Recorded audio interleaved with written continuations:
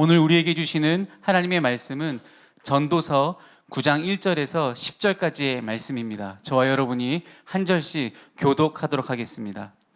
이 모든 것을 내가 마음에 두고 이 모든 것을 살펴본즉 의인들이나 지혜자들이나 그들의 행위나 모두 다 하나님의 손안에 있으니 사랑을 받을는지 미움을 받을는지 사람이 알지 못하는 것은 모두 그들의 미래의 일들임이니라. 모든 사람에게 임하는 그 모든 것이 일반이라. 의인과 악인, 선한 자와 깨끗한 자와 깨끗하지 아니한 자, 제사를 드리는 자와 제사를 드리지 아니하는 자에게 일어나는 일들이 모두 일반이니 선인과 죄인, 맹세하는 자와 맹세하기를 무서워하는 자가 일반이로다.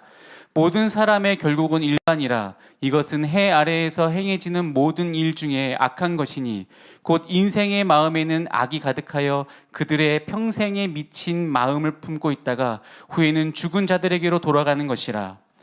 모든 산 자들 중에 들어있는 자에게는 누구나 소망이 있음은 산 개가 죽은 사자보다 낫기 때문이라.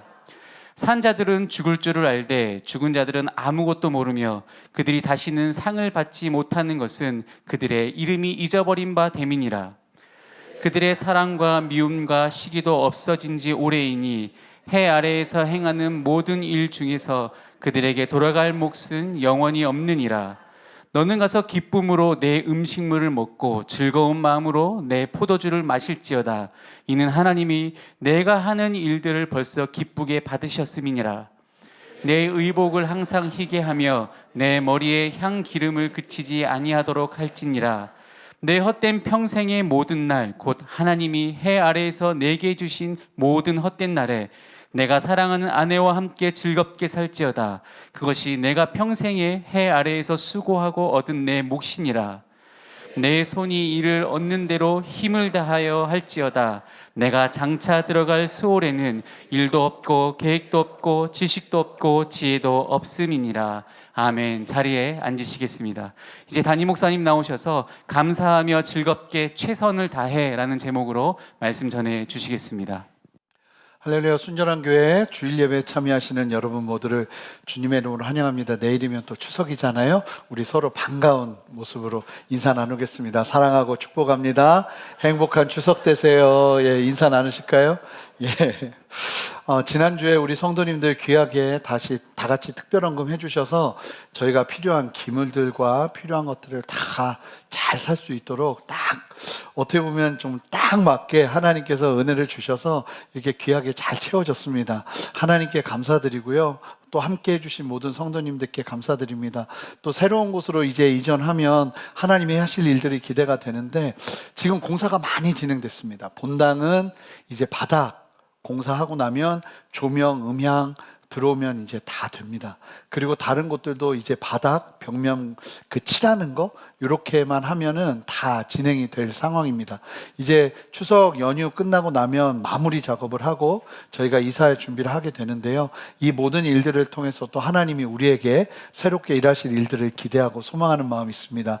우리 주님께 감사하는 마음, 또 서로에게 격려하는 마음으로 우리 다 같이 박수로 주님께 영광 돌려드리겠습니다.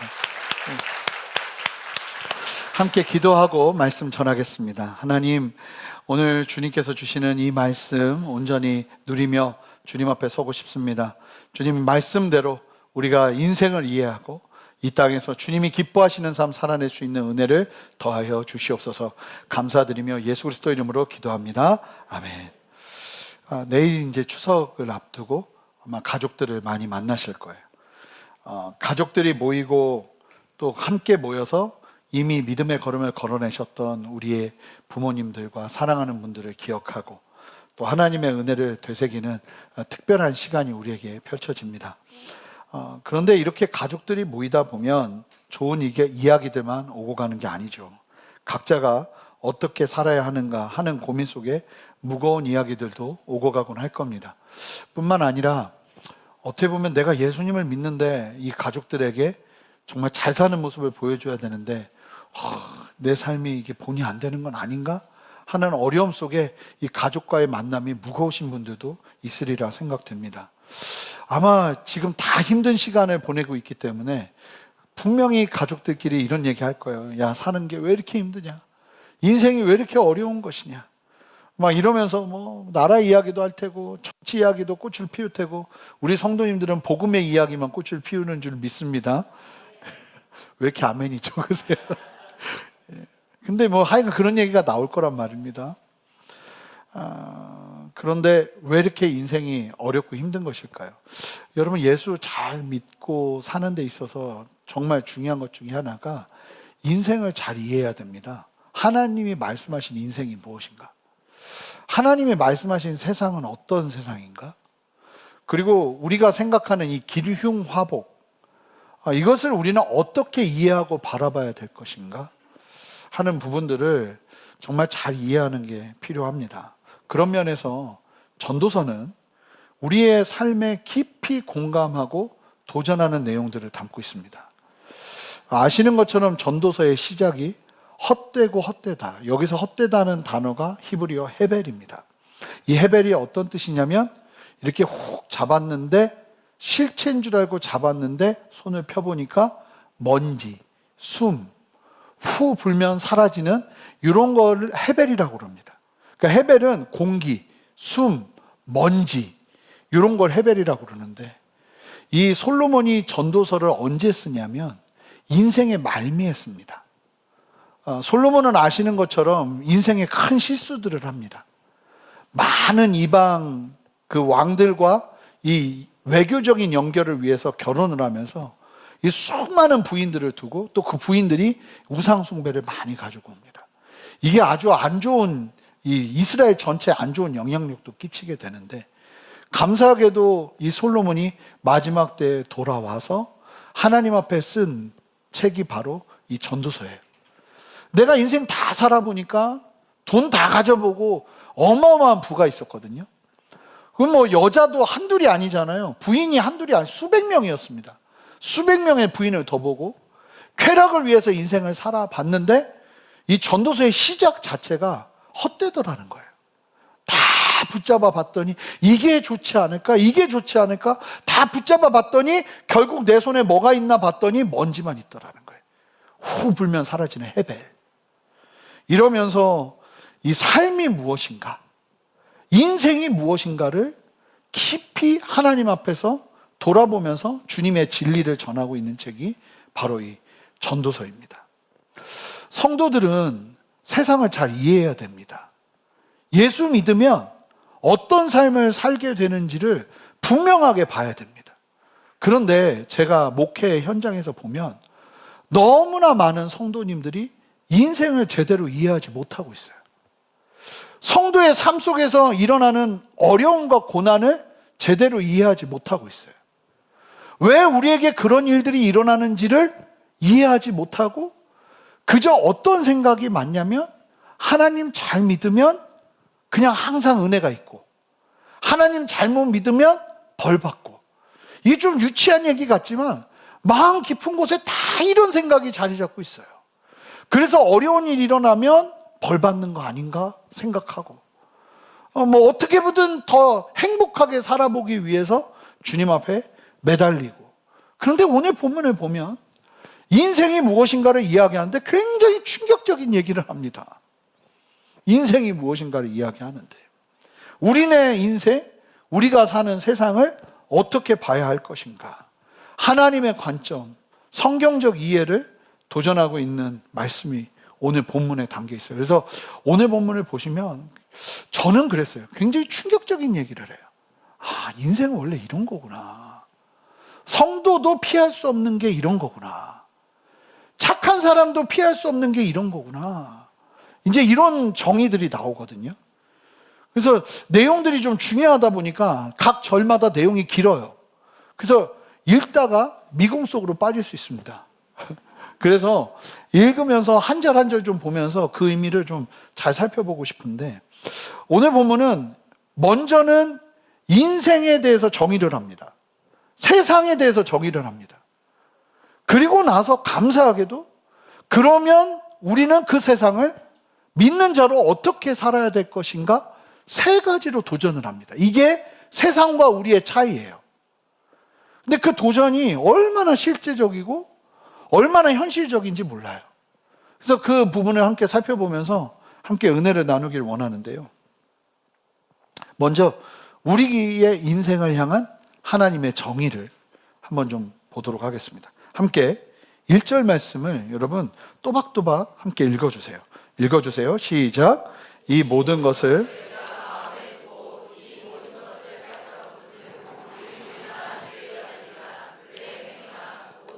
하나님의 손안에 있으니 사랑을 받을는지 미움을 받을는지 사람이 알지 못하는 것은 모두 그들의 미래의 일들이라. 좀 나눠서 볼 텐데요. 여러분, 의인이나 지혜자들이나 어떤 삶을 사는 사람이라 할지라도 그 모든 행위가 누구 손에 있대요? 하나님의 손에 있다. 전도자가 이렇게 말하는데요. 이 이야기는 결코 쉬운 주제가 아닙니다. 왜냐하면 보세요. 기쁘고 감사한 일을 겪을 때는 이 사실이 되게 큰 위로가 됩니다. 아, 하나님이 나와 함께 하셨구나. 하나님의 손이 나와 함께 하시는구나 하는 확신이 생기죠. 그런데요, 반대로 상상하기조차 힘든 고통과 절망을 경험한 사람에게 지금 하나님의 손이 당신과 함께 하고 있습니다. 이야기한다면 제가 만약에 그 이야기를 해도 저는 침을 몇 번을 삼키고 어렵게 얘기할 것 같아요. 그리고 둘 중에 하나겠죠. 하나는 하는 수 없이 눈물을 머금고 받아들이든지 아니면 제 멱살을 잡든지. 원망과 절규를 불러일으킬 수 있는 얘기입니다. 지금 너무나 극심한 고난 가운데 있는데 하나님의 손이 함께하고 있습니다. 그러나 그럼에도 비록 이해할 수 없고 설명되지 않아도 하나님의 손은 여전히 우리를 붙들고 계십니다라는 믿음의 시선이 얼마나 중요한지를 우리가 함께 좀 보고 싶습니다. 이게 신앙의 여정 속에서 끝까지 붙들고 있어야 될 우리의 믿음의 시선인 줄 믿습니다. 여러분, 하나님은 여러분들과 함께하고 계세요. 아멘. 지금 여러분들의 삶에 어떠한 환경과 어떠한 상황이라도 하나님은 여러분들과 함께하고 계세요.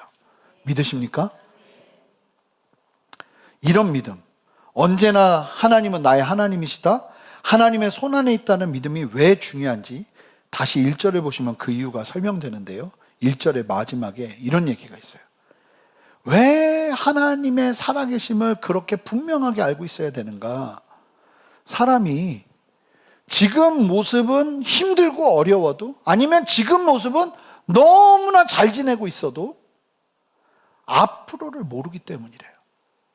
사랑을 받을지 미움을 받을지 사람이 알지 못하는 것은 모두 그들의 미래의 일들입니다. 자, 보세요. 무슨 말씀인가요? 사람이 지금 내가 평탄한 길을 걷는다고 해서 계속 사랑을 받을지, 아니면 나는 평탄한 길을 선택했는데 거기서 미움을 받을지, 앞으로의 일들을 우리는 절대로 알 수 없다는 거예요. 저 진짜 많이 보거든요. 막 두 갈림길이 있었는데 너무 좋은 길을 선택했어요. 막 너무 좋은 직장을 들어갔어요. 근데 가서 보니까 나랑 하나도 일이 맞지도 않고 사람들은 너무 힘들게 하고, 어떤 경우는 또 그렇더라고요. 하지 못해서 하는 수 없이 들어갔어요. 어떤 직장으로.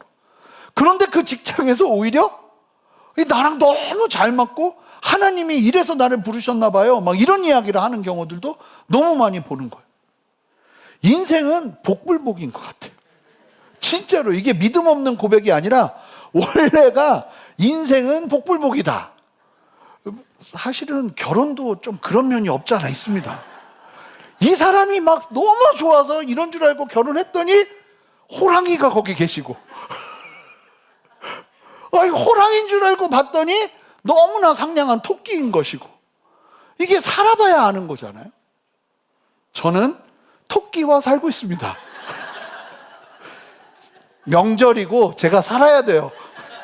일단 좋은 말은 많이 뱉어놓고 말씀을 전할 겁니다. 근데 내 지금의 길이 끔찍한 고난의 길이 될지, 형통의 길이 될지, 평탄한 길이 될지, 죽음의 골짜기가 될지 아무도 모른다는 거예요. 룻기를 보면 이 나옴이라는 여인이 아들 둘과 남편과 잘 살아보겠다고 이스라엘을 등지고 이방 땅 모압으로 갔어요. 모압은 너무 잘 살고 있는 땅이었거든요. 겉보기에는 안정된 선택이었어요. 쉽게 말하면 이민을 간 거예요. 그런데 거기 갔더니 남편이 죽고 두 아들이 다 죽어버려요.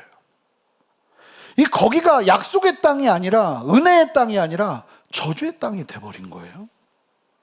반대로 그 며느리였던 모압 여인 룻이 시어머니가 니들 인생 알아서 살으라 했는데도 이 룻이 아주 귀한 결정을 해요. 나오미 시어머니를 따라가기로 하는데 그 길은 가난과 불확실한 그 길이었어요. 그런데 그 길을 선택했단 말입니다. 그런데 참 놀라운 게 얼마나 힘들었으면 농사도 지을 수 없어서 농사를 다 지어놓고 난 다음에 추수하고 난 다음에 남아있는 이삭을 주워 먹고 살아야 되는 상황이었어요. 얼마나 비참해요. 그런데 그 길에서 누구를 만납니까? 보아스를 만나서 다윗의 조상이 되고 메시아의 계보에 속하는 놀라운 영광을 이방 여인, 모압 여인 룻이 경험하게 되잖아요. 참 인생이요, 이 롤러코스터 같다는 거예요. 그런데 오늘 말씀이 뭘 얘기하는 건지 아십니까? 처음 1절이 그 알 수 없는 미래 속에서 믿는 자들이 지금 고통이 와도 놓치지 말아야 될 고백이 뭐냐면 하나님은 여전히 나와 함께 하신다. 하나님의 손이 나를 붙들고 있다.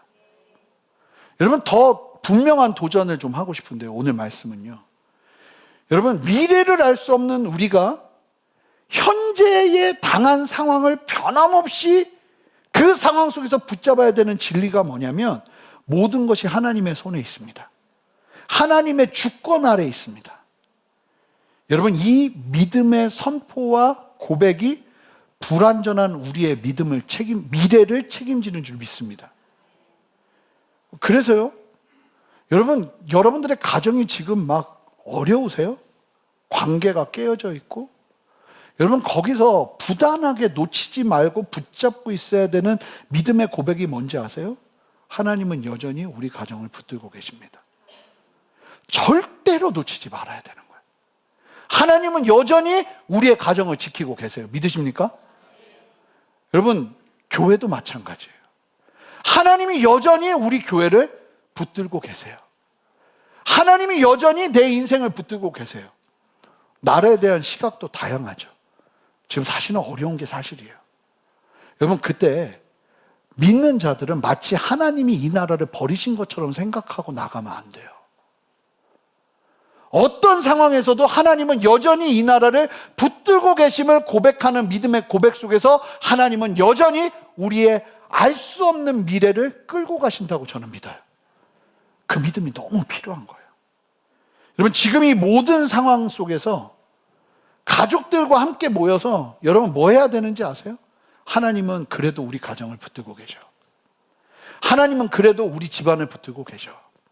하나님은 그래도 너를 붙들고 계시고 나를 붙들고 계셔. 이 믿음의 고백 속에서 시작해야 된다는 거예요. 스스로에게, 사랑하는 사람들에게. 그리고 계속해서 2절을 보세요. 뭐라고 말하냐면, 그러니까 인생에 일어나는 일들을 이 말씀 속에서 그냥 이해하셔야 돼요. 그리고 믿음으로 받아들이시고 새기시고 소화하시길 바라요. 2절에 뭐라고 말하냐면 모든 사람에게 임하는 모든 것이 일반이라. 그러면서 무슨 얘기를 하냐면 의인과 악인, 의인이라고 해서 좀 다른 게 아니라 악인이라고 해서 또 다른 게 아니라 의인과 악인이 똑같다는 거예요. 자, 이런 정의가 있어요, 성경에서. 선한 자와 깨끗한 자와 깨끗하지 않은 자가 겪는 일들이 똑같다는 거예요. 제사를 드리는 자, 이건 누굽니까? 예배하는 자예요. 여러분, 사실은 우리는 믿음 뭘로 지키는 겁니까? 예배로 지키는 겁니다. 하나님 앞에 기도하면서 지키는 겁니다. 근데 기도하면서 사는 자와 예배하면서 사는 자와 예배를 드리지 않고 하나님을 믿지 않고 사는 자에게 일어나는 일들이 모두 뭐래요? 이게 성경의 정의예요. 뭐라고 말합니까? 일반이라는 거예요. 선인과 죄인, 맹세하는 자와 맹세하기를 무서워하는 자가 뭐라고 말해요? 일반이라는 거예요. 선인과 죄인과 하나님 앞에서, 그러니까 세상을 이해하는 데 있어서 너무나 중요한 말씀을 오늘 전해주는데 뭐라고 말씀하고 있냐면, 인간에게 다가올 운명은 우리의 신앙의 유무와 상관없이 누구에게나 동일하게 임할 수 있다는 거예요. 이게 성경이 말하는 인생관이에요. 착하게 산다고 고난이 없는 게 아니라는 거죠. 저 참 못된 사람인데 저 사람에게 평탄한 길이 올 수 있는 게 인생이라는 거죠. 모두가 공평하게 동일하게 삶의 자리에서 굴곡도 겪고 어려움도 겪는다는 거예요. 그래서 시편 23편에 하나님이 우리의 목자여도 우리는 음침한 골짜기를 가기도 하고 푸른 초장을 가기도 하는 거예요. 그래서 예수 잘 믿어도 여러분 이해하셔야 돼요. 예수를 그렇게 잘 믿어도 암에 걸리고, 예수를 그렇게 잘 믿어도 사기를 당하고 보이스피싱을 당하고, 제가 아는 목사님의 장모님이 그냥 막 얼토당토하게 보이스피싱 당해가지고 얼마나 고통받고 있는지 몰라요. 근데 얼마나 믿음이 좋은 분들인지 몰라요. 그래도 그런 말도 안 되는 일들을 당하더라는 거예요. 예수 잘 믿어도 고난을 받고, 예수 믿는다고 해서 하나님께서 세상 가운데 특별한 길을 깔아주시지 않는다는 거예요. 자, 이 말씀 듣다가 지금 이런 생각하시면 큰일 나는 거예요. 이거 지우세요. 그럼 예수 못하러 믿어. 이러면 큰일 나는 거예요. 근데 중요한 건 뭐냐면 이게 인생관이라는 거예요. 이게 사실이라는 거예요. 그리고 우리는 살면서 그걸 경험하죠. 저는요, 저희 집이 예수님께 확 붙들려 있을 때, 온 가족이 은혜를 받을 때 집이 망했어요. 어려워지더라고요. 아버님은 쓰러지시고. 그게 인생이더라고요. 근데 저만 그런 게 아니더라고요. 아니, 그렇게 예수를 잘 믿어도 물론 좋은 일들도 많죠. 좋은 일들도 많이 일어나요. 그런데 예수 믿는다고 해서 어려움이 일어나지 않는다면 진짜 다 시험 들어야 돼요. 여러분들도 시험 들어야 되는 거 아닙니까? 근데 여기서 조금 더 중요한 걸 인식하셔야 돼요. 정말 중요한 게 있는데, 의로운 행위, 믿음에 순종을 한다고 해서 그것으로 하나님을 통제하려 하거나 하나님께 복을 강요할 수 없다는 사실을 아셔야 돼요. 여기에는 좀 아멘을 해볼까요? 아멘. 내가 막 믿음의 신앙생활을 엄청 많이 했기 때문에 하나님, 그러니까 나에게 복 주시옵소서, 이게 성경적이지 않다는 거예요. 그런 요구를 할 수도 없고, 그래도 의인에게 고난은 찾아오고, 이걸 공평함이라고 하거든요. 우리가 아까 찬양했잖아요. 사실은 무서운 찬양을 한 거예요. 예수 하나님의 공의. 그 공의가 우리 안에 충만하기를 원합니다. 사실은 전 그래서 그렇게 그래도 크게 찬양해야죠. 그런데 요즘 너무 힘들어가지고 이게 찬양을 크게 못하겠더라고요. 그래도 해야죠. 그 공의. 그 공의의 클라이막스가 뭐냐면 죽음이에요. 의인이고 악인이고 다 죽잖아요. 그래서 전도서가 죽음을 건드립니다. 자, 3절 보세요. 함께 읽어볼까요? 모든 사람의 결국은 일반이라. 이것은 해 아래에서 행해지는 모든 일 중에 악한 것이니 곧 인생의 마음에는 악이 가득하여 그들의 평생에 미친 마음을 품고 있다가 후에는 죽은 자들에게 돌아가는 것입니다. 뭐라고 말하냐면, 이 솔로몬이 사람들이 이렇게 본 거예요. 인생을 본 거예요. 그러면서 일반적인 사람들, 하나님의 백성들, 하나님의 은혜를 경험하는 사람들 말고 일반적인 사람들이 어떻게 살아가는가 인생을 봤더니 뭐라고 말하냐면, 이게 성경에서 말하는 사람들의 삶의 모습을 바라본 그 관찰한 이 내용인데, 마음에 악이 가득해서 평생을 미친 마음을 품다가 후에 죽은 자들에게 돌아가는 죽음을 맞이하는 게 인생이라는 거예요.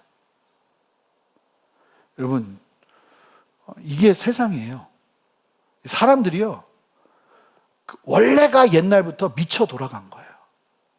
여러분, 진짜 이 미친 마음을 품고 살다가 죽은 자들에게 돌아가는 게 인생이더라. 그러니까 지금 암담하단 말이에요. 예수 믿어도 고난 올 거라고 했고, 예수 믿어도 정말 어려움이 올 거라고 하고, 그러면서 세상은 그럼 어떤 세상인가?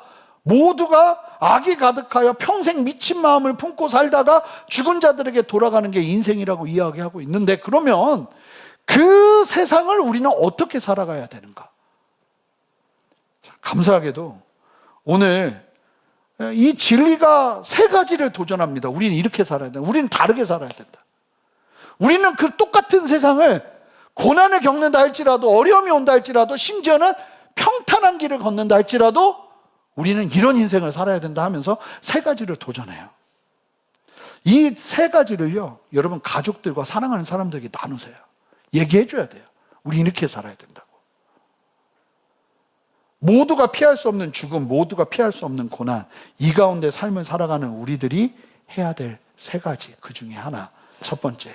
자, 4절을 함께 읽도록 하겠습니다. 함께 읽습니다. 모든 산자들 중에 들에 들어있는 자에게는 누구나 소망이 있으면 산 개가 죽은 사자보다. 뭐라고 말하냐면 살아있음에 감사하며 살아가라고 그래요. 자, 일단 믿는 자들은 숨 붙어 있잖아요. 그걸로 감사하래요.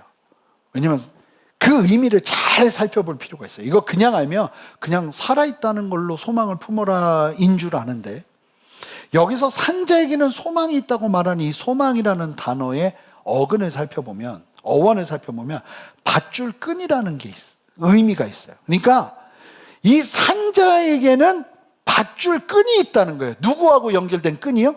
하나님과 연결된 끈이요. 그래서 기회가 있다는 얘기인 거예요. 어떤 기회냐면 여전히 살아있으니까, 이게 얼마나 중요한지는 이제 계속 설명하거든요. 여전히 회개할 수 있는 기회, 순종할 수 있는 기회, 여러분 사랑할 수 있는 기회, 믿음을 선택할 수 있는 기회가 있다는 거예요. 그게 소망이라는 거예요. 만약에 이 소망을 온전히 붙잡지 못한다면 이 땅을 아무리 사자처럼 살았다 할지라도 죽고 나면 끝장이라는 거죠.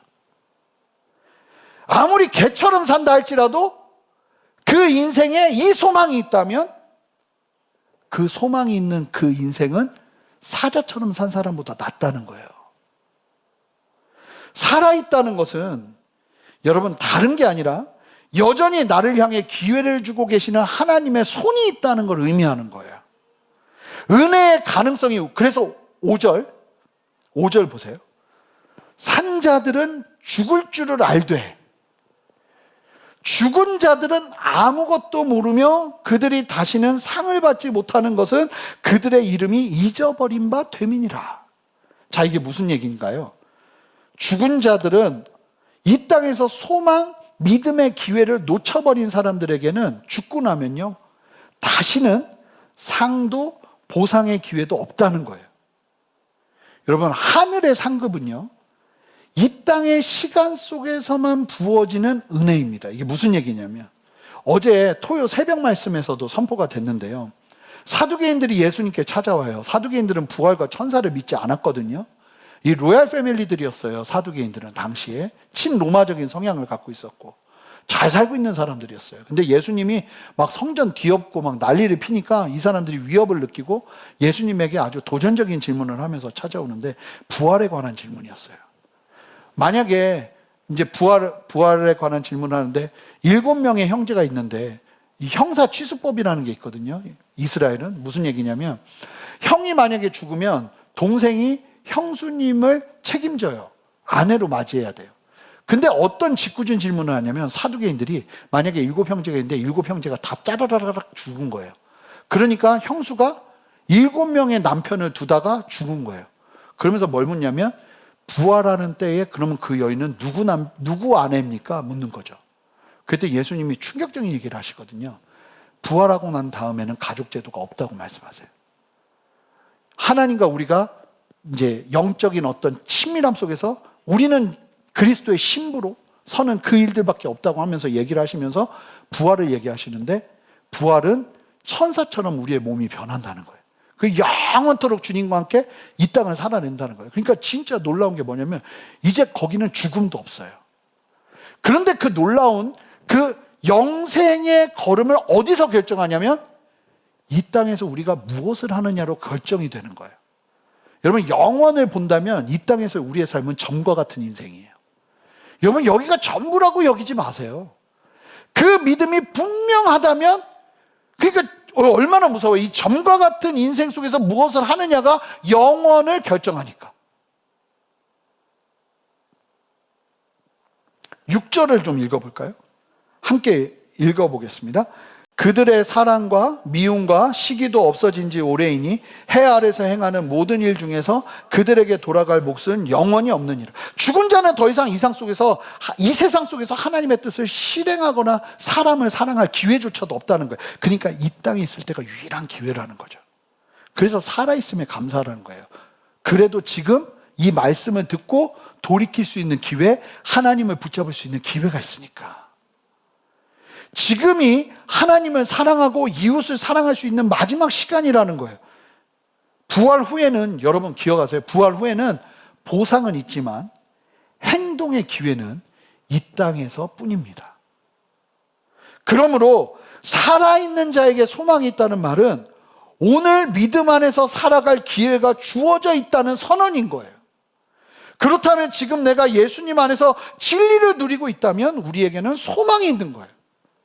여러분, 다른 게 소망이 아니라, 그래서 이게 무슨 얘기냐면 지금 어려워요. 힘들고 고통스러워요. 그래도 나에게 소망이 있는 건 이 일들로 내 사업이 다시 좋아지고 이런 차원이 아니라, 그럼에도 불구하고 여전히 하나님은 나를 붙들고 계시고 내가 하나님 앞에 돌이킬 수 있는 기회가 있기 때문에 그 안에서 소망을 누리며 담대히 설 수 있다는 거예요. 여러분, 이 은혜가 있기를 주님의 이름으로 축복합니다. 예수 믿으려면요, 소망의 영역이 바뀌어야 돼요. 실망스럽고 낙심이 찾아오다가도 예수님 생각하면 소망이 불쑥 일어나는 은혜가 우리에게 필요한 거예요. 둘째, 여러분, 그렇게 살아있음을 기뻐하면서 이 땅에서의 기회를 온전히 누리며 주님과 함께 동행하며 살아라 도전하잖아요. 두 번째, 하나님 안에서 지금의 자리에서 기뻐하고 즐거워하래요. 자, 7절 말씀 보겠습니다. 함께 읽겠습니다. 시작. 너는 가서 기쁨으로 내 음식을 먹고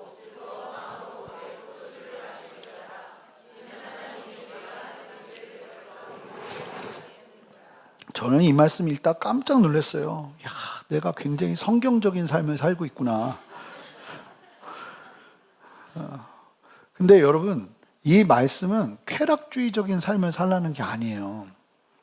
이미 전도서 2장 1절에서 11절이 분명하게 말한 게 뭐냐면 이 쾌락의 끝을 달렸던 사람이거든요. 솔로몬이 뭐라고 말하냐면 쾌락을 위한 쾌락은 아무런 가치를 제공하지 못한다고 분명하게 선언해요. 그리고 돈이 많고 소유가 는다는 것이 주는 행복은 보장될 수 없다고, 행복이 아닐 수 있다는 일을 분명하게 전도서 6장 1절 2절에서 선언합니다.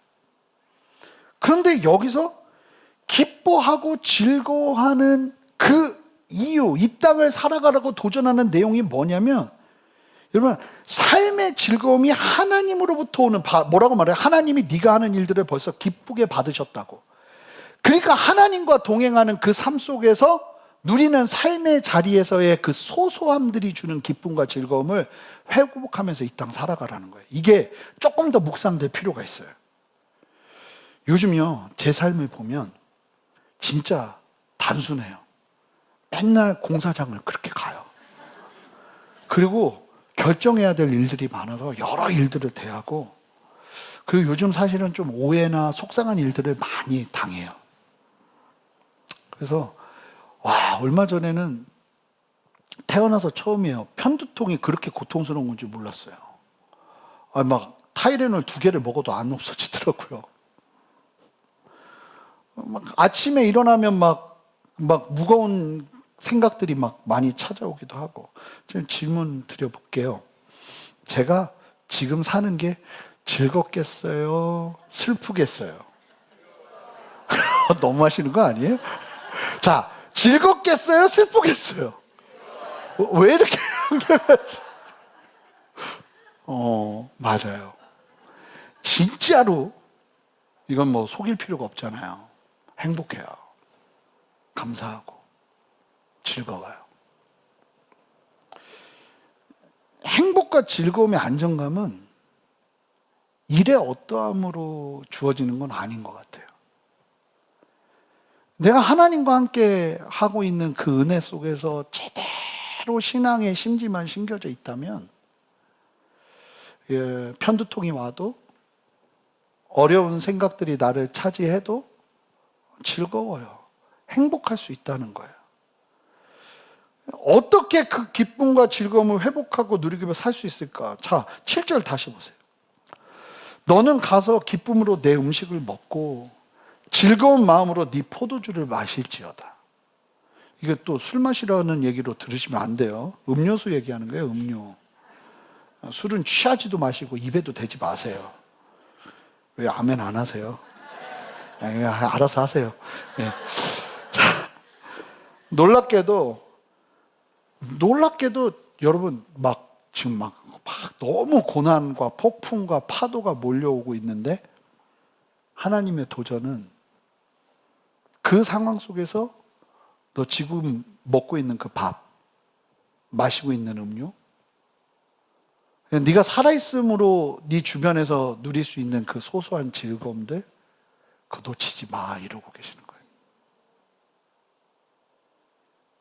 기쁨으로 음식을 먹고 즐거운 마음으로 너의 포도주를 마시라. 기쁨과 즐거움을 그 소소함에서 놓치지 말라는 거예요. 참 재밌는 것이, 어제도 우리 교육자들과 함께 회의를 막 무거운 얘기를 한참을 했어요. 그러고 났는데 또 명절이잖아요. 우리가 이렇게 있을 수는 없다. 다 같이 국밥집을 갔습니다. 국밥집을 가서 딱 먹는데 또 그냥 먹을 수는 없잖아요. 오늘 또 날이니 가운데 순대 한 접시 시켜. 그래서 순대 한 접시 딱 시켰어요. 그리고 많이 먹는 또 우리 또 동역자들이 있어요. 아줌마 여기에 고기 추가요. 그래서 고기를 추가했어요. 그리고 국밥을 같이 막 먹으면서 요즘 어떻게 지내는지 또 그 이야기들 나누면서, 그러고 나서 또 오늘은 또 기분이니까 또 차 마시러 가자. 그래서 또 차 마시고 또 이야기 나누고 함께 껄껄대면서 웃고 났는데, 참 사람이 얼마나 단순한지, 머리가 아프다가도 그렇게 밥 먹고 같이 웃고 즐기고 하니까 그 처음에 했던 얘기는 기억도 안 나요. 그냥 여러분, 주님이 우리에게 원하시는 삶이 어떤 삶인지 아세요? 베드로전서 2장 1절, 2절을 3절을 보면 우리한테 복잡한 거 다 버리라고 하세요. 미워하고 시기하고 질투하고 사람들 기만하고 속이고 다 버리라고. 그러면서 뭐라고 말씀하시는지 아세요? 믿는 자들은 갓난아이처럼 순전하고 신령한 젖만 사모하면서 살아라. 예수 믿는 삶은요, 정말 단순한 삶이에요. 그냥 그렇게 괴롭고 힘들다가도 밥 먹으면서 기쁨 누리고 사랑하는 사람들과 웃으면서 다시 즐거워하고, 이게 예수 믿는 사람의 삶이라는 거예요. 게다가요, 8절을 보세요. 네 의복을 항상 희게 하며 내 머리에 향기름을 그치지 아니하도록 할지니라. 여러분, 흰 옷이 뭔지 아세요? 축제할 때 입는 옷이에요, 유대인들은. 그러니까 뭐라고 말하냐면, 너 그렇게 힘들고 어려운 세상 속에 있어도, 여러분, 예수 믿으면 저는 그렇게 생각해요. 옷도 정말 기쁨과 감사와 은혜가 표출되는 옷을 입어야 되는 거예요. 그랬더니 일부 때 분위기가 심상치 않더라고요. 다음 주에 어떤 일이 벌어질까 모르겠어요. 하여간 축제처럼 살라는 거예요. 여러분, 옷도 그냥 막 입지 말라는 거예요. 그리고 머리도요, 기름을 바르래요. 제가 그래서 오늘 아침에 신경을 많이 썼습니다. 막 머리에 헤어 제품을 있는 대로 바르고 왔어요. 뭐라고 말하냐면 삶의 자리에서 죽을 것 같아도 너 머리에 기름 바르고 가지런하게 하고 옷도 축제하는 것처럼 입고 이 땅에서 지금 재밌는 게요. 기도하라는 얘기 있어요, 없어요? 예배하라는 얘기 있어요, 없어요? 이건 기본인 거예요. 이건 기본인 거예요. 그리고 삶의 자세가 성도가 어때야 되냐면 맨날 죽을 것 같이 천부에 의지 없어서 이러면서 사는 게 아니라 삶의 자리에서 밥을 먹고 또 거기서 함께 즐거워하고 사람들과 함께 그리고 옷무새도 좀 더 단정하게 하고 머리도 이렇게 또 너무 많은 분들이 정죄당하시면 안 되니까 하여간 그렇게 하고 그러면서 살라는 거예요. 사람이요 의욕도 잃고 삶을 포기하면요 옷도 머리도 신경 쓰지 않고 살아요. 그러나 뭐라고 말하냐면 그 어떻게 보면 참혹한 삶의 현실 속에서 믿는 자들은 소소한 삶의 즐거움을 절대로 놓치지 말고 살라는 거예요. 그러니까 예수 믿는 삶은요 앞으로를 위해서 지금의 현실을 무조건 희생하면서 사는 삶은 아니에요. 물론 십자가의 길, 고난의 길을 겪지만 그 자리에서 기쁨과 즐거움, 내가 누려야 될 감사를 놓치지 않고 살아야 돼요. 저도 돌아보면 유학 시절도 너무 참혹했고 예전에 선교단체에 있었던 그 삶의 현실도 보면 너무 참혹했지만 근데 가장 행복했어요. 그게 공존해요. 어렵고 힘들어요. 재정적으로 괴로워요. 그런데 너무 행복해요. 그때 그 사람들과 같이 밥 먹으면서 같이 아무것도 아닌데 말이 리트릿이지 돈도 없어가지고 그냥 어디 갔다 오는 거예요. 그러면서 같이 보고 먹고 마시고 같이 즐거운 이야기하고 같이 누렸던 그 시간들이 그때 누려야 될 기쁨과 즐거움이 너무 있더라고요. 저는 유학 시절에도 우리 가족은 정말 행복했거든요. 근데 사진을 보니까 알겠더라고요. 난민이 이런 난민이 없어요. 근데 그때는 우린 몰랐어요. 너무 행복했어요, 아이들과. 그렇게 재밌었고 여행을 다녀도 우린 돈이 없으니까 텐트에서 잤거든요.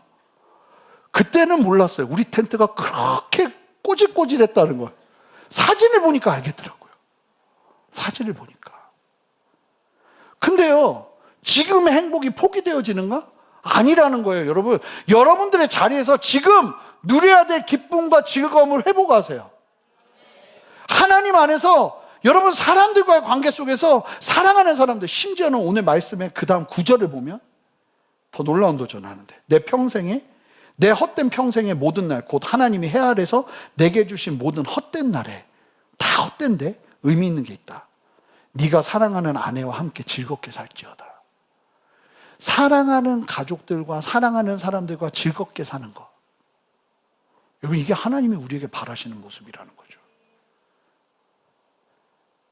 사랑하는 사람들과 회복하면서 여러분 놀라운 이 소식은 가족 제도가 부활하고 나서도 영원히 남지 않는다는 거예요.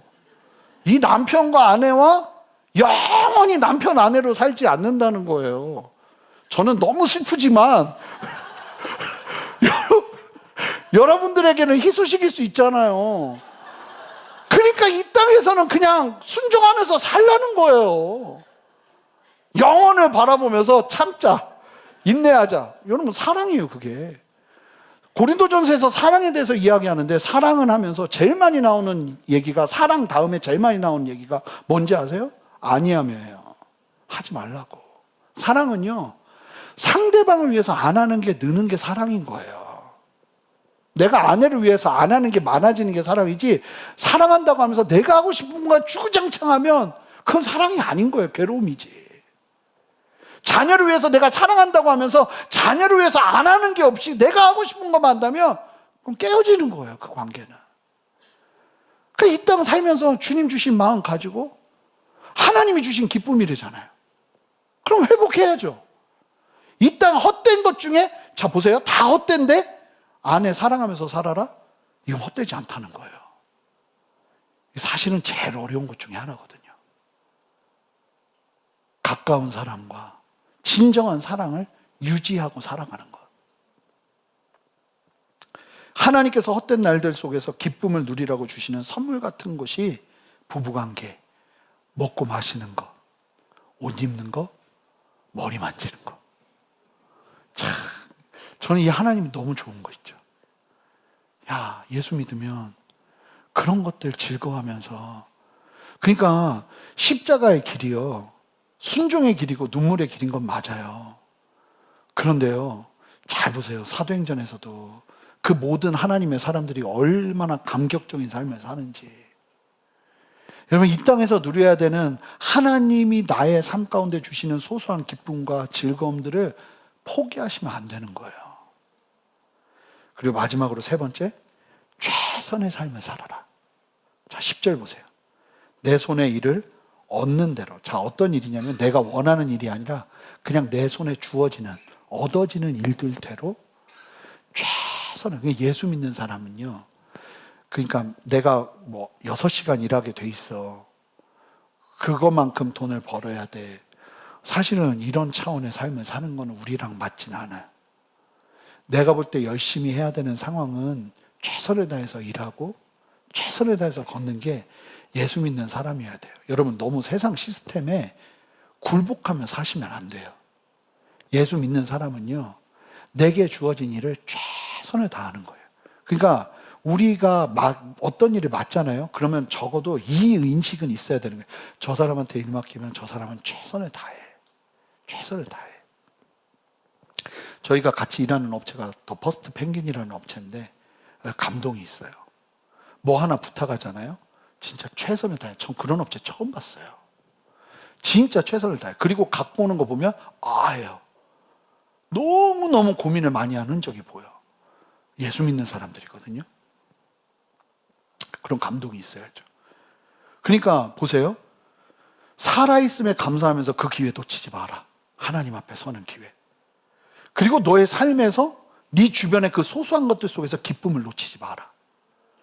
그리고 최선을 다해서 너가 맡은 일을 감당하며 살아라. 이게 우리가 세상과 다른 점이라는 거예요. 장차 들어갈 수월은요, 지옥을 말하는 거고, 죽고 난 다음에 가는 구약에서 말하는 곳이에요.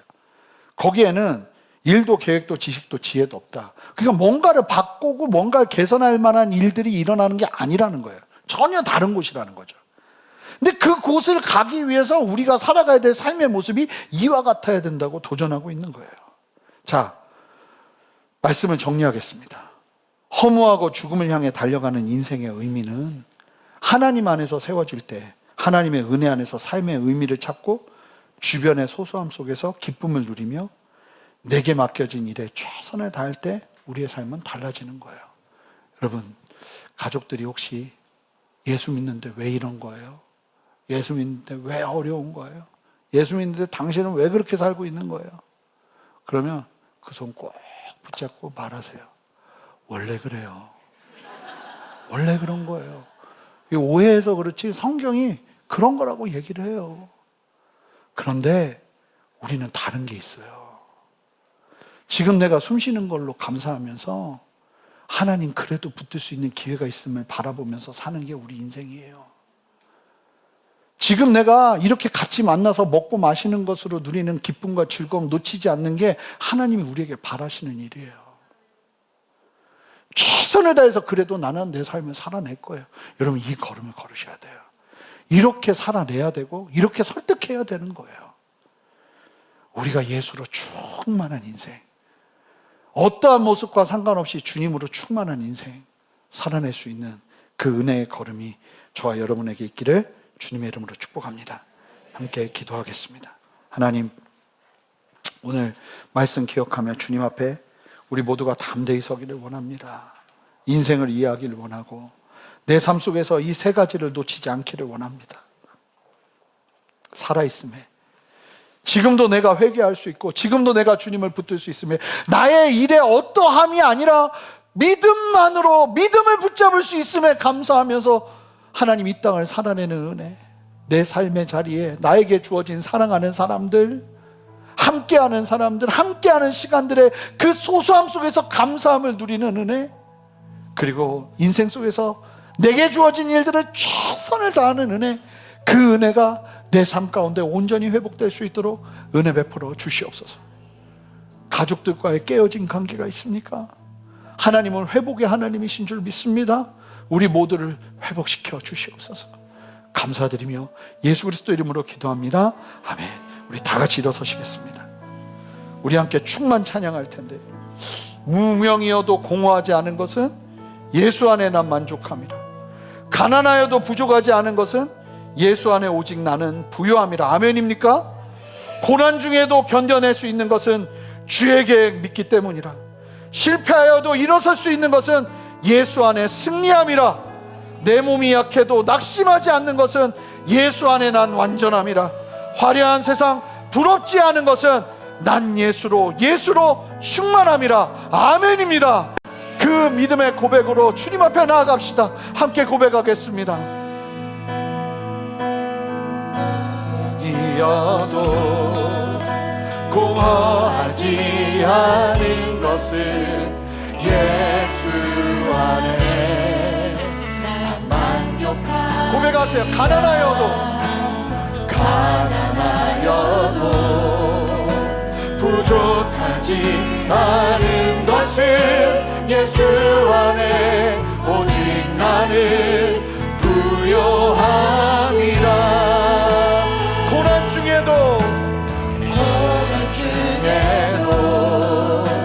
견뎌낼 수 있는 것은 주의 계획이기 때문. 실패하여도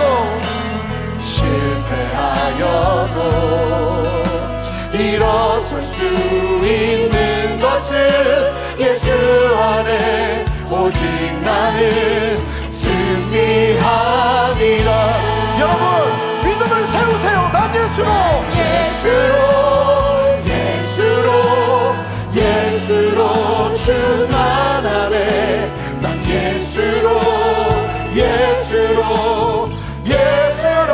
충만하네. 예수로 충만하네.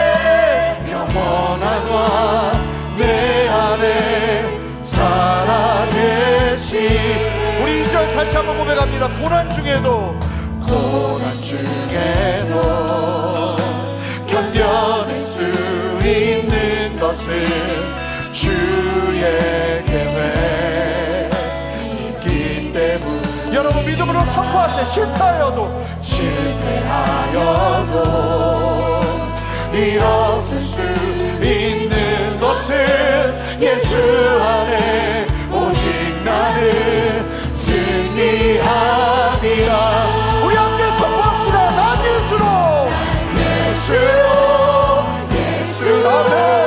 예수로 충만하네. 세상 모든 것 선포하세요. 부럽지 않네. 난 예수로 충만하네. 영원한 왕 내 안에 살아계시네. 우리 함께 고백합니다. 내 몸이 약해도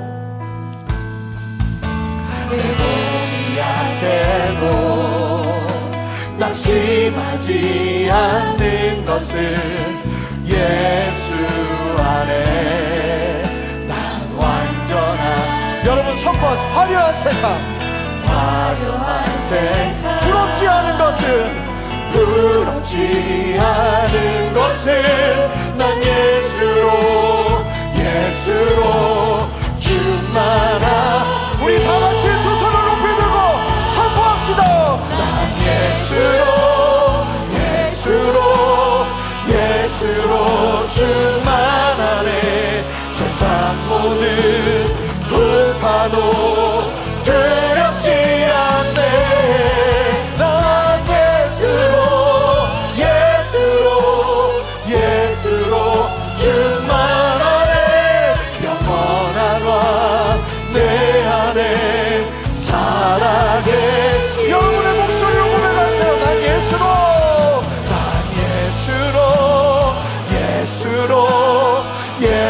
예수로 충만하네. 세상 모든 풍파도 두렵지 않.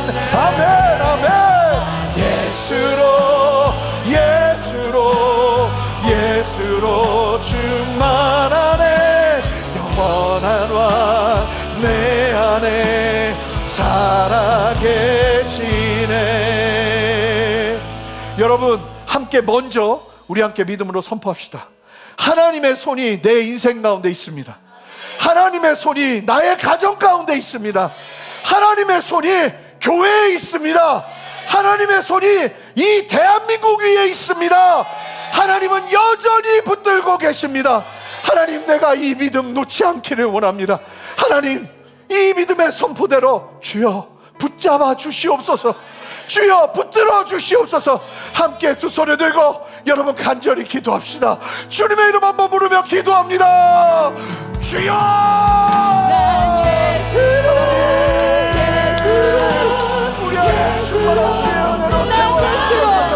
하나님의 손안에 있음을 선포하는 믿음을 내 안에 얻어가여 주시옵소서. 하나님, 주님을 사랑하는 믿음을 내 안에 회복시켜 주시옵소서. 하나님의 손 안에 있습니다. 하나님의 은혜 안에 있습니다. 하나님의 사랑 안에 있습니다. 주여 역사하시고 인도하소서. 담대하게 믿음하는 은혜로 얻어가여 주시옵소서. 할렐루야. 주님의 마음을 부어주시옵소서. 하나님의 마음을 부어주시옵소서. 하나님의 은혜를 부어주시옵소서. 하나님의 마음과 아버지의 뜻을 놓치지 않게 하옵소서. 할렐루야. 할렐루야. 주님 역사하시는 주님을 찬양합니다. 이끄시는 주님을 찬양합니다. 하나님의 주님의 마음을 부어주시고 아버지의 은혜를 부어주시옵소서. 아멘. 너무 분명해요. 너무 분명해요. 하나님은요, 여러분들의 삶의 그 소소함 속에서 누리는 즐거움을 온전하게 누리기를 원하세요. 회복하기를 원하세요. 가족들과의 관계 회복하기를 원하세요. 사랑하며 살기를 원하세요. 먹고 마시는 즐거움을 누리기를 원하세요. 즐거움을 놓쳐버리고 세상에 살 이유를 모르겠다, 기쁨이 없다. 여러분, 그건 진짜 건강하지 않은 삶의 적신호인 거예요. 여러분, 하나님 내 삶 속에서의 참된 기쁨과 즐거움을 회복하기를 원합니다. 주님 안에서 하나님이 내게 주신 것들 감사하면서, 여러분 보세요. 오늘 말씀이 돈을 많이 버는 걸로 기뻐하라고 하나요? 누구라도 기뻐할 수 있는 걸 도전하는 거예요. 누구라도 회복할 수 있는 걸 도전하는 거예요. 하나님, 내 안에 그 기쁨을 회복하기를 원합니다. 하나님, 살아가야 되는 즐거움을 회복하기를 원합니다. 주여, 나에게 기쁨을 부어 주시옵소서. 하나님 안에서 온전한 회복을 보게 하여 주시옵소서. 특별히 하나님 안에서 즐거움을 회복하셔야 되는 분들 있죠.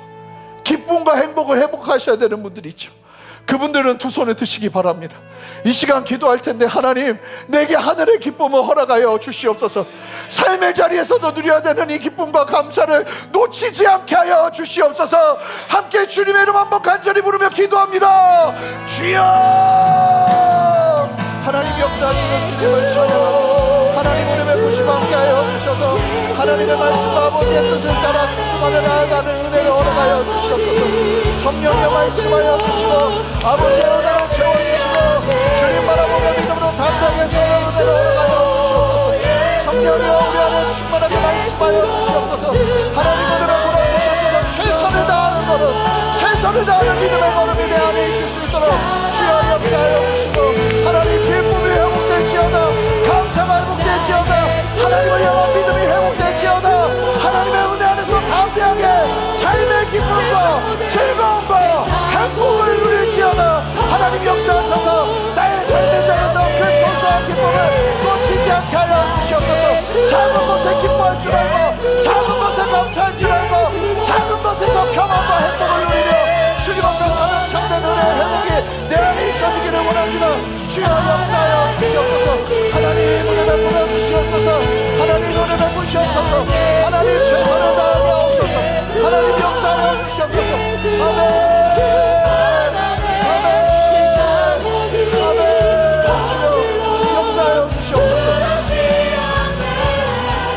여러분, 오늘 말씀의 도전은 결국 이거예요. 아무리 역풍이 불어오고 폭풍이 몰아치고 마치 강물을 거스러 오르는 것처럼 반대의 길을 걷는다 할지라도 우리의 삶의 태도는 언제나 같아야 된다는 거예요. 이처럼 기뻐하고 즐거워하고 주변에 있는 사람들을 사랑하고, 그러면서 하나님이 주신 은혜 안에서 최선을 다해 살아가고, 특별히 여러분, 최선을 다하는 걸음 살아내겠다고 믿음의 고백을 좀 함께 했으면 좋겠어요. 그 위에 기름 부으시는 하나님의 은혜, 내가 하는 일들 속에 최선을 다하는 걸음을 놓치지 않겠습니다. 주여, 손을 놔버렸습니다. 제가 계속 그런 생각이 들거든요. 하나님, 내가 손을 놔버렸습니다. 최선을 생각하지 않고 편법을 생각하고, 최선을 생각하지 않고 한 번에 많이 한꺼번에 이루어지는 일들을 생각하고 살아가고 있었습니다. 주님, 용서해 주시고, 하나님, 내 안에 최선을 다하는 믿음의 걸음, 순종이 있게 하여 주시고 성실이 있게 하여 주시옵소서. 하나님, 그 믿음의 결단을 주께 올려드리오니 주님, 나의 삶 받아 주시옵소서. 그렇게 함께 결단하며 한 번 더 기도하겠습니다. 기도하겠습니다. 하나님이 역사하시는 주님의 이름을 높여드리고 주님을 찬양합니다. 하나님의 이름을 하나님의 마음과 아버지의 온전하게 주시옵소서. 오늘을 걸어가여 주시옵소서. 성령 하나님, 최선을 다하는 걸음을 걸어내게 하여 주시옵소서. 하나님, 삶의 자리에서 법리적 성공을 올리는 삶이 아니라 하나님 앞에서 누려야 될 최선의 걸음을 절대로 놓지 않도록 하나님이 역사하시고 계셔주시고 함께 하여 주시옵소서. 제 이름에 가시는 주님의 이름을 올려드리고 주님을 찬양합니다. 하나님이 역사하시옵소서. 인도하시옵소서. 함께 하시고 다스려 주시옵소서. 하나님의 마음 가지고 나아가는 은혜로 걸어가여 주시옵소서. 하나님 함께 하시옵소서. 하나님 축복하여 주시옵소서. 하나님 역사하시고 인도하여 주시옵소서. 감사합니다 주님, 감사합니다 주님, 감사합니다 주님, 감사합니다, 감사합니다 주님, 감사합니다. 할렐루야, 감사합니다, 할렐루야. 주님 역사하시는 주님을 찬양합니다. 아멘. 우리 함께 두 손을 높이 들고 찬양합시다. 난 예수로, 예수로, 난 예수로, 예수로, 예수로 충만하네. 세상 모든 풍파도 두렵지 않네. 난 예수로, 예수로, 예수로 충만하네. 영원한 내 안에 살아계시네. 이 놀라운 진리가 우리의 삶에 새겨질 뿐만 아니라 온전하게 열매 맺을 수 있도록 하나님 이 말씀을 우리의 삶에 심어주십시오. 하나님, 은혜로 채워주십시오. 이 땅 하나님의 손안에 있음을 선포하는 믿음의 고백이 움츠러들지 않도록 주님 힘 더해 주십시오.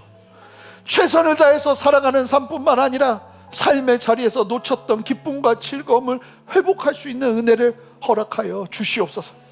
사랑하는 가족들을 만나고 사랑하는 사람들을 만날 때 세상의 이야기와 세상의 기준과 판단에 흔들리지 않는 우리가 되게 하시고, 하나님이 주신 마음을 가지고 불쌍하고 애통히 여기며 예수 그리스도의 향기를 드러낼 수 있는 귀한 은혜를 한 사람 한 사람에게 부어 주시옵소서.